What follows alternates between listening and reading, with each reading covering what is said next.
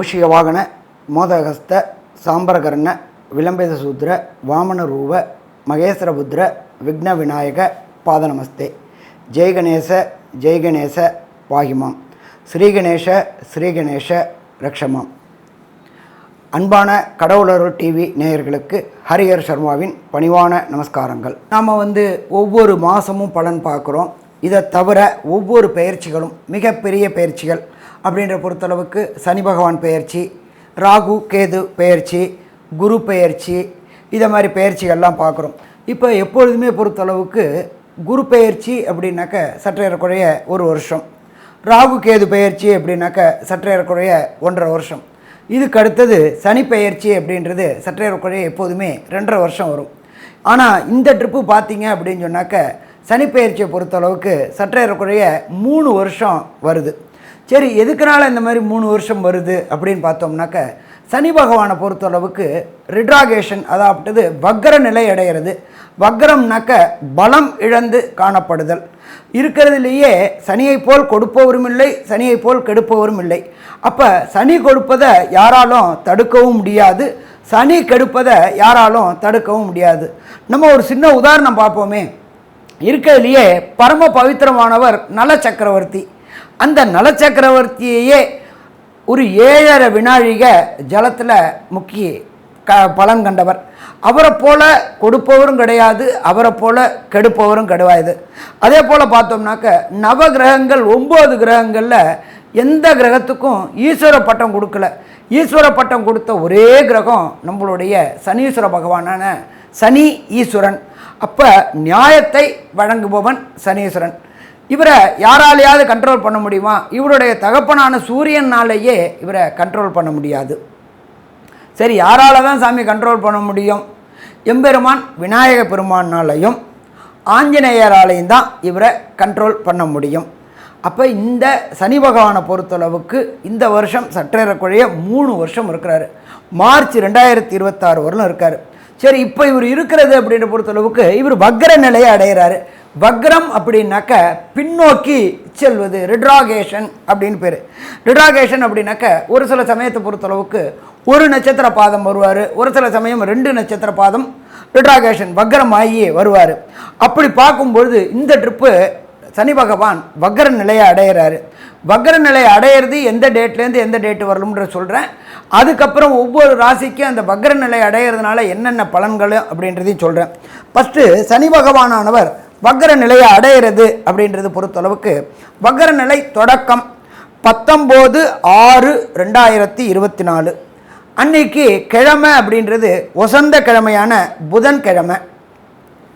மத்தியானம் 3:09 சதய நட்சத்திரம் 3ஆம் பாத கும்பராசியில் ஆனி மாதத்துக்கு அது 5ஆம் தேதி வக்ர நிலையை அடையிறாரு.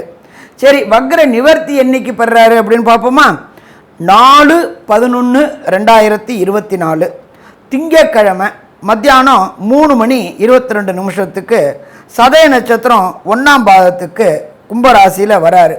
அதுக்கு தமிழ் மாதம் அப்படின்றது ஐப்பசி மாதம் 19. இது சற்றேறக்குறைய இந்த சனி பகவானுடைய வக்ர நாட்கள் அப்படின்றது 140 நாட்கள் வக்ர நிலையில் இருக்கிறாரு. சனி பகவான் ஒரு ராசியிலேருந்து ஒரு ராசி கடக்க சற்றேறக்குறைய 2.5 வருஷம். அதில் இந்த ட்ரிப்பு 3 வருஷம் இருக்கிறாரு. வக்ரமாகிறது 140 நாள் இருக்கிறாரு. சரி, இப்போ இந்த சனி பகவானை பொறுத்தளவுக்கு சனி பகவான் இருக்கிற இடத்துலேருந்து சூரிய பகவான் 5ஆம் இடம் வரக்கூடியது, அதாகப்பட்டது ஆனி மாதம் 5ஆம் தேதி. அப்போ சனி பகவான் இப்போ வக்ரம் நிலை நடையில சூரிய பகவான் இருக்கிறது மிதுன ராசியில் இருக்கிறாரு. அதே போல் சனி பகவான் வக்ர நிவர்த்தி அடையிறது அப்படின்றது துலா ராசியில் 9ஆம் இடத்துல வரும்போது, சனிக்கு சூரிய பகவான் 9ஆம் இடத்துல வரும்போது சுவாதி நட்சத்திரத்தில் வக்ர நிவர்த்தி அடையிறாரு. அப்போ இந்த வக்ர காலகட்டங்கள் 140 நாட்கள் என்னென்ன பலன்கள் தரப்போகிறார்? என்ன சாமி இதில் நீங்கள் வக்ரம் அப்படின்னாக்க ஒரு ராசி விட்டு ஒரு ராசி மாறினா பலன் தருவாரா, இல்லை ஒரு நட்சத்திரம் விட்டு ஒரு நட்சத்திரம் மாறினா பலன் தருவாரா அப்படின்லாம் கேட்கலாம். எப்பொழுதுமே சதய நட்சத்திரத்தில் அவர் பயிர்றாரு, 3ல் வக்ர நிலை அடைகிறாரு, சதய 1ஆம் பாகத்தில் வரார். பட் அந்த 140 நாளும் ரொம்ப முக்கியமான நாட்கள். எப்பொழுதுமே சனியை பொறுத்தளவுக்கு பலம் பெறுறதோட பலம் பெறாமல் இருக்கக்கூடிய நாட்கள் தான் மிக மிக சிறப்பான நாட்கள். அவர் வலு இழக்கிறார், ரிட்ராகேஷன் ஆகிறார். சரி, அடுத்தது இந்த சனி வக்ர நிலை அடையக்கூடிய நாளில் கிரகங்கள் என்னென்ன நிலவரத்தில் இருக்காங்க அப்படின்றதையும் ஃபஸ்ட்டு பார்த்துப்போம். அதை காலபுருஷ தத்துவத்துப்படி மேஷ ராசி முதல் ராசி. மேஷ ராசியில் செவ்வாய் பகவான், அடுத்தது ரிஷப ராசியில் குரு பகவானும், அடுத்தது மிதுன ராசியில் சூரிய பகவான், புத பகவான், சுக்கிர பகவானும், அடுத்தது காலபுருஷ தத்துவத்தின்படி 6வது ராசியான கன்னியா ராசியில் கேது பகவானும். அந்த சனி பகவான் வக்ரமாகிற நாள் சந்திர பகவான் இருக்கிறது விசாக நட்சத்திரம் 4ஆம் பாதத்தில், அதாகப்பட்டது விருச்சிக ராசியில் சந்திர பகவான் இருக்கிற நாளில் பெயர்றார். இதை தவிர கும்பராசியில் சனி பகவானும், அடுத்தது காலபுருஷ தத்துவத்தின் 12வது ராசியான ராகு பகவானும் இருக்கக்கூடிய நாட்களில் இந்த சனி வக்ரம் பெறாரு. இந்த வக்ர காலகட்டங்களில் என்னென்ன நற்பலன்களை தருவார், என்னென்ன கெடுபலன்களை தருவார் அப்படின்றத பார்ப்போம். அதே போல் சனி பகவானை பொறுத்தளவுக்கு எல்லாருமே ஜோதிட சாஸ்திரத்தை சொல்லுவாங்க, சனி பார்த்த இடம் பாழ் அப்படின்னு சொல்லுவாங்க, சனி நின்ற இடமும் பாழ் அப்படிம்பாங்க. அப்போ இந்த காலகட்டங்களில் கும்பத்தில் இருந்து சனி பகவான் சதய நட்சத்திரம் 3ஆம் பாதத்தில் இருந்து வக்ர நிவர்த்தி அடையக்கூடிய சதய நட்சத்திரம் 1ஆம் பாதம் வரலும் என்னென்ன நற்பலன்களையும் என்னென்ன கெடுபலன்களையும் தருவார் அப்படின்றத ஒவ்வொரு ராசிக்காக பார்ப்போமா? அன்புள்ள துலாம் ராசி அன்பர்களே, கடந்த காலகட்டங்களில் அர்த்தாசிரம சனி, அஷ்டமம்னா 8, அர்த்தாசிரமம்னா 4, இந்த அர்த்தாசிரம சனியினால் அவதிப்பட்டு வந்துக்கிட்டு இருந்தீங்க. இப்போ அர்த்தாசிரம சனி விலகிடுச்சு, சனி பகவான் 5ஆம் இடத்துக்கு போயிட்டார். ரொம்ப சிறப்பாக, ரொம்ப சிறப்பு. அப்போ அர்த்தாசிரம சனி விட்டு விலகிட்டீங்க. ஆனால் பிரகஸ்பதியான குரு பகவான் 7ல் இருந்து உங்களுக்கு நல்லது செஞ்சிட்டு இருந்தவர் 8க்கு வந்துட்டார்.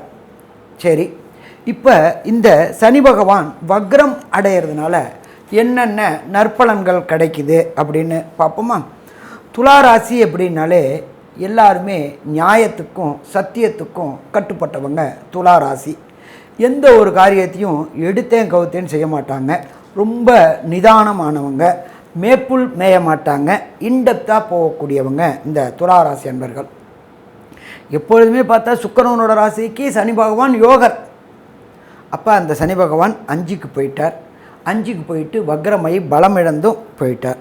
அப்போ இந்த காலகட்டங்களில் துளாராசிக்கு 5ல் சனி பகவான் இருக்கிறது மிக மிக சிறப்பு. சரி, என்ன விதத்தில் சிறப்பு கிடைக்கும் அப்படின்னு பார்த்தாக்கா, உங்களுடைய பூர்வ புண்ணிய சொத்துக்களில் இதுவரை இருந்த லிட்டிகேஷன்னாக்க கோர்ட்டு, வம்பு, வழக்கு, பிரச்சனைகள் இது எல்லாம் இருந்துகிட்டு இருந்துச்சு. இது எல்லாமே இந்த 19/6/2024 4/11/2024 140 நாளுக்குள்ளார பிரச்சனைகள் தீர்ந்து அதை அனுபவிக்கக்கூடிய பாக்கியம். எப்பொழுதுமே சொத்துக்கள் இருக்கிறது இது கிடையாது, அதை அனுபவிக்கக்கூடிய பாக்கியம்தான் நமக்கு முக்கியமானது. அப்போ அனுபவிக்கக்கூடிய பாக்கியம் இந்த காலகட்டங்களில் கிடைக்கும். அதே போல் 5ஆம் இடம் அப்படின்றத பொறுத்தளவுக்கு குலதெய்வ வழிபாடு செய்யக்கூடிய இடம்னு நம்ம சொல்லுவோம். துளாராசிக்கு 5ல் சனி பகவான் ஆட்சி பெற்ற சனி பகவானாக இருக்கார்.